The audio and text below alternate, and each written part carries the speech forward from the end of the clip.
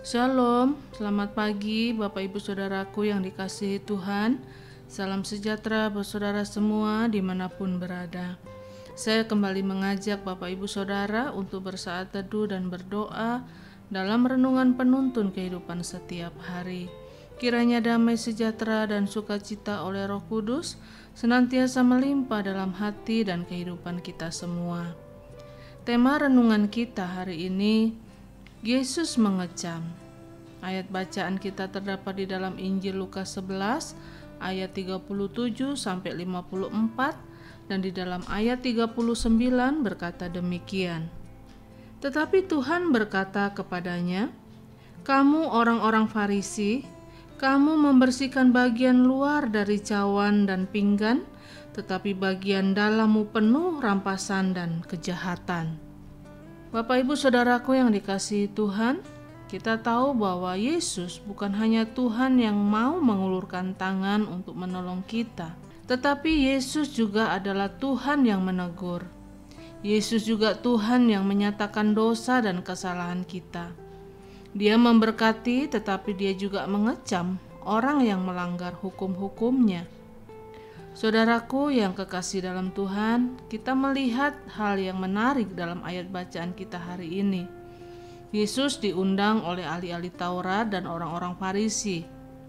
Tetapi Yesus diundang bukan karena mereka menghormati atau mengasihi Yesus.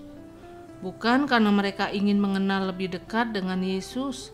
Tetapi Yesus diundang karena mereka mau mencari-cari kesalahan dari Yesus. Dan mereka jumpai Yesus melakukan sesuatu yang bertentangan dengan hukum Taurat, yaitu tidak mencuci tangan sebelum makan. Ketika melihat apa yang dilakukan oleh Yesus, maka mereka mulai menyerang Yesus dengan berbagai pertanyaan yang tujuannya ingin menjebak Yesus. Tetapi Yesus memberikan jawaban yang sangat tepat kepada mereka dan mengecam tindakan mereka yang salah, sehingga mereka bertambah geram terhadap Yesus. Apa yang Yesus kecam terhadap orang-orang Farisi dan ahli-ahli Taurat? Kita lihat di dalam ayat yang ke-39 dan 40, Yesus mengecam jika kita membersihkan hanya luarnya tanpa membersihkan dalamnya. Hal ini bukan hanya berlaku untuk orang Farisi dan ahli Taurat, tetapi juga berlaku untuk semua kita orang percaya. Kalau kita hanya mau membersihkan luarnya untuk menutupi dalamnya, maka kita pun akan dikecam oleh Yesus sebagai orang munafik. Banyak orang mendandani penampilan luarnya tanpa membersihkan dalamnya. Ada banyak orang yang dilihat dari luar dia ingin kelihatan baik, kelihatannya rohani, kelihatannya mengasihi Tuhan, tetapi hatinya masih menyimpan kebusukan dan kejahatan. Itulah yang dimaksud kadangkala di luarnya kita nampak bersih, tetapi di dalam diri kita penuh dengan kejahatan. Yang Yesus mau kita membersihkan yang ada di dalam kita, sehingga apa yang dari dalam akan terpancar keluar. Apa yang Yesus kecam dari ahli-ahli Taurat dan orang Farisi?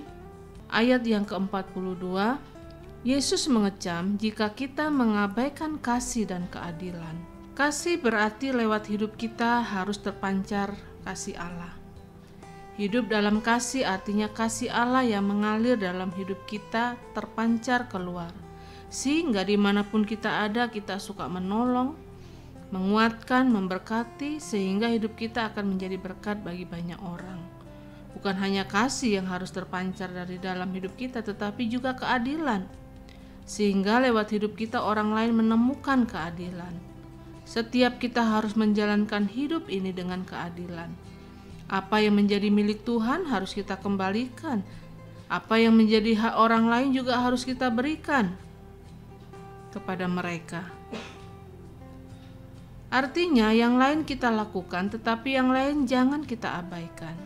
Dan selanjutnya ayat 43 dan 44. Apa yang Yesus kecam dari orang-orang Farisi?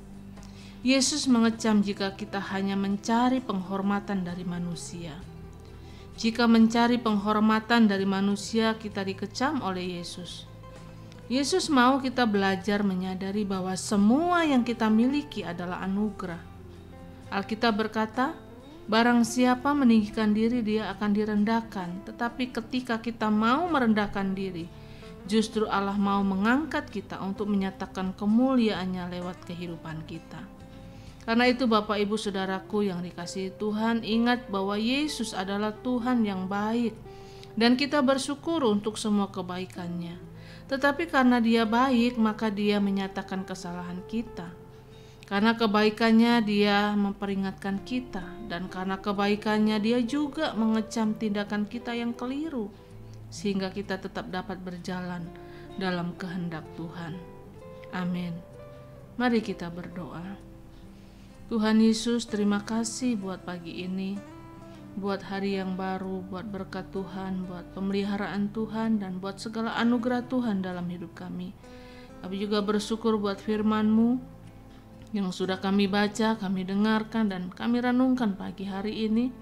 Dan kami mau jadikan ini penuntun dalam kehidupan kami, bahwa sesungguhnya Engkau adalah Tuhan yang bukan hanya mengulurkan tangan dan memberikan pertolongan kepada setiap kami, tetapi Engkau adalah Tuhan yang adil, yang menegur kami, yang mengecam kami jika kami salah, jika kami tidak berkenan kepada Tuhan. Tetapi kami sadari bahwa apa yang Engkau buat itu adalah bentuk kasih dan kebaikan Tuhan dalam hidup kami. Karena itu Tuhan, kami mau belajar lewat firman-Mu untuk kami boleh memiliki hati yang bersih, hidup yang bersih, hidup yang berkenan kepada Tuhan. Kami tidak mau mengabaikan kasih dan keadilan dalam hidup kami. Terlebih Tuhan, kami tidak mau mencari penghormatan dari manusia, tetapi biarlah kami boleh mencari perkenanan Tuhan dalam hidup kami.